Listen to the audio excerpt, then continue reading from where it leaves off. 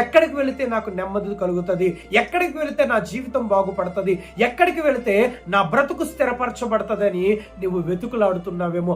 కానీ నీకు నెమ్మది కలిగించేది నేనే అని నా దేవుడు వాగ్దానం చేస్తున్నాడు.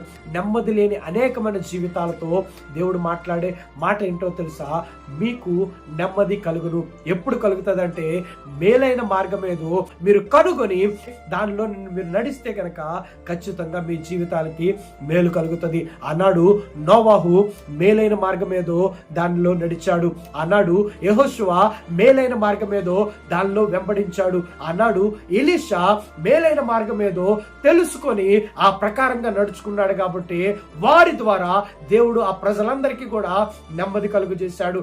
వారి ద్వారా ఆ యొక్క ప్రాంతం అంతటికి కూడా నెమ్మది కలుగు చేశాడు. వారి ద్వారా ఆ యొక్క పట్టణానికి అంతటికి కూడా దేవుడు నెమ్మది కలుగు చేశాడు.